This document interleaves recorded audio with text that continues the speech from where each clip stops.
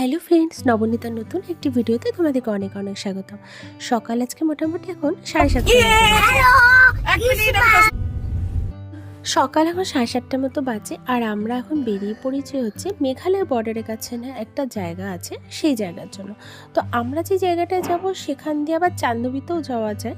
তো আজকে আমরা চান্দবি যাব না। গুয়াহাটিতে যারা থাকে তারা তো চান্দবির নাম শুনেছে, বাট আজকে আমরা চান্দবি যাব না। আজকে আমরা যাব হচ্ছে অন্য একটা দিকে। তা চান্দবিতেও আমরা এই রাস্তা দিয়ে আগে এসেছি, আর এই রাস্তাটা এত সুন্দর লাগে, মানে কি বলবো। তো চান্দবির রাস্তায় না গিয়ে আমরা যেই রাস্তাটাতে ঢুকেছি সেই রাস্তাটা আরোই সুন্দর, চারিদিকে এরকম সবুজে ঘেরা, খুবই সুন্দর। আর আজকে আমরা এসেছি বনরিয়া ইকো ক্যাম্প বলে যে জায়গাটা আছে সেখানে। আর এই মেঘালয় বর্ডারের যে এই জায়গাটা না, সেই জায়গাটার নাম হচ্ছে জিমিরগাঁও। আর সব থেকে বড় হচ্ছে এখানে পুরো জায়গাটা হচ্ছে অরেঞ্জের বাগান আছে। তো আমরা পৌঁছেও গিয়েছি এখানে। আমরা আসতে না আসতে এখানে ব্রেকফাস্ট হচ্ছে টুপুলা ভাত।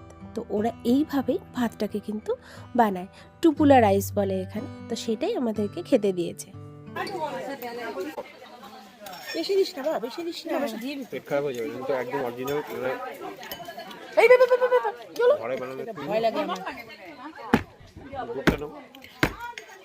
ফাটি কথা আচ্ছা ফাটা না চাই ভিতর ও চাই আচ্ছা 5 কেজি।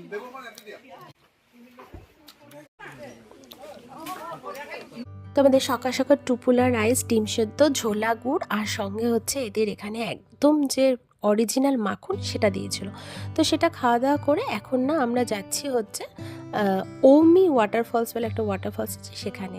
তো এই জিমিরগাঁওয়ে এখানে 900 করে পার পার্সন নিয়েছে আমাদের। সঙ্গে কিন্তু সব কিছু, ব্রেকফাস্ট থেকে শুরু করে, স্ন্যাক্স থেকে শুরু করে, আর হচ্ছে লাঞ্চ। তো এই ট্রেক করে কিছুটা জায়গা যেতে হয়। আবার এই ওয়াটারফলটা কাছাকাছি অনেকগুলো পিকনিকের স্পটও আছে। তো সেখানে মানুষ পিকনিকও করছে, যেখানে যেমন ওরা পিকনিক করছে, আমরা চলেও এসেছি। তো এই হচ্ছে ওয়াটারফলসটা ভিউ, খুব সুন্দর। এখান থেকে বেরিয়ে এখন আমরা যাচ্ছি যেখানে আমাদের জিমিরগাঁওয়ে বুকিং করা আছে সেটা। এটা হচ্ছে কি চিকেন পোড়া, আর এটা মোয়া মাছ,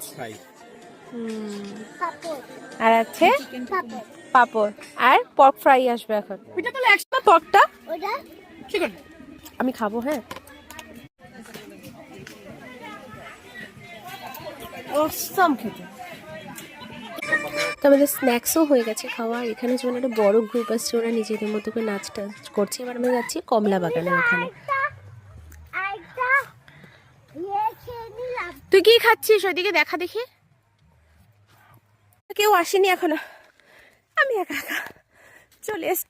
নেই পেছনে কেউ নেই, ওরা আসছে দেখা যাচ্ছে পুগি বাচ্চাকে তাড়াতাড়ি। তো কমলা বাগানটা কিন্তু বেশ অনেকটাই ট্রেক করতে হয়, ওপরে ওঠার জন্য অনেকখানি ট্রেক করে যেতে হয়। আর এইটাই হচ্ছে আমরা যে এই যে এসে পৌঁছালাম, এটাই হচ্ছে এন্ডিং কমলা বাগান যেখানে এসছি আমরা।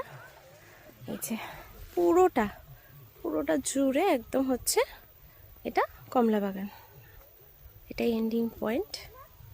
যে মৌসুম্বিও আছে, এই যে এগুলো হচ্ছে মৌসুম্বি। নামতে গিয়ে আবার দেখলাম, একজনকে জিজ্ঞেস করলাম। তো আমার মেয়ে কিন্তু আজকে ভালোই ট্রেকিং করছে। আর এই আন্টির কাছ থেকে আমি মেঘালয়ের যে ট্র্যাডিশনাল যে র্যাপারগুলো হয় সেটা নিলাম, খুবই রিজনেবল প্রাইসে পেয়েছি। তো খুবই ভালো, জিমিরগাঁওতে যারা আসবে তারা কিন্তু এই আন্টির কাছ থেকে পারচেস করতে পারো, খুবই ভালো। এবার আমাদের দুপুরের লাঞ্চের জন্য, মানে দুপুরের লাঞ্চে খুব ভালো ছিল, ভাত ছিল, ভাজা ছিল, তারপরে হচ্ছে শাক ছিল, তারপরে হচ্ছে বেগুনের পোড়া, আলু সিদ্ধ, মাছ পোড়া, তারপরে হলো টমেটো পোড়া, কামরাঙ্গার একটা চাটনি পুড়িয়ে বানিয়েছিল, ভীষণই ভালো লাঞ্চটা ছিল, মানে একদম অথেন্টিক খাবার। সঙ্গে চিকেনও ছিল। আর সবথেকে বড় তো মশলা ছাড়া খাবার, এরকম খাবার খেলে এমনি পেট সুস্থ হয়ে যাবে। তো সারা দিন আমাদের খুব ভালো কাটলো। পুরো গোটা একটা দিন কাটানোর জন্য এই জিমিরগাঁও হচ্ছে বেস্ট জায়গা। তো গুয়াহাটি আশেপাশে বা গুয়াহাটিতে যারা থাকে তারা এখানে অবশ্যই আসতে পারে। আমাদেরও খুব ভালো কাটলো। আর আমার এই ব্লগটা তোমাদের কেমন লাগলো অবশ্যই আমাকে কমেন্ট করে তোমরা জানিও। ভালো লাগলে লাইক শেয়ার করো। আবার দেখাবে নতুন কোনো ব্লগে, নতুন কোনো কিছুতে। ততক্ষণের জন্য বাই বাই, টাটা।